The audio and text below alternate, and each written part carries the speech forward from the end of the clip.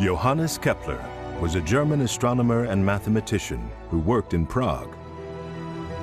He had been inspired to study astronomy as a child when he witnessed the Great Comet of 1577.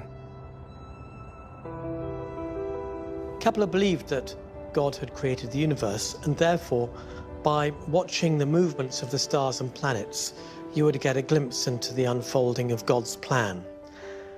He decided that the whole of classical and medieval astrology should be discarded, and we should begin again with a new reformed astrology based completely on empirical observation. Most astronomers still believe that everything in the universe moved in perfect circles. But this theory couldn't explain the way people saw the planets moving in the skies.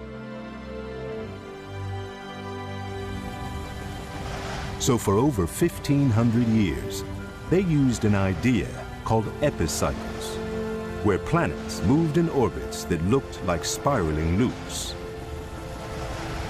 That has worked really well for a long time, and yet it's messy, these epicycles. Ugh, it's really hard to work with.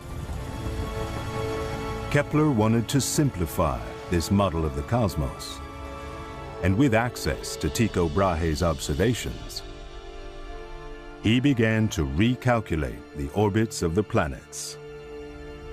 Kepler's great contribution is that he takes Tycho Brahe's numbers, Tycho Brahe's very precise data, and he starts calculating.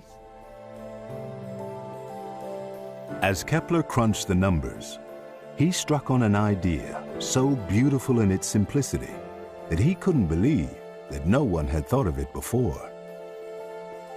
The planets didn't move in circles. They moved in ellipses. To get an elliptical orbit, you take a circular orbit and you essentially squash it on two sides, so it's more egg-shaped.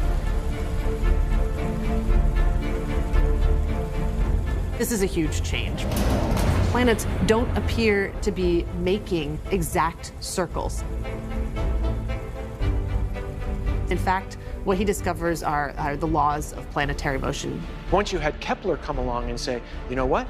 These things move in ellipses. Boom, that's when the Copernican model worked. Kepler published his new laws of planetary motion in 1609 in a book called the Astronomia Nova. He had come up with a description of the motions of planets, which eliminated the need for epicycles.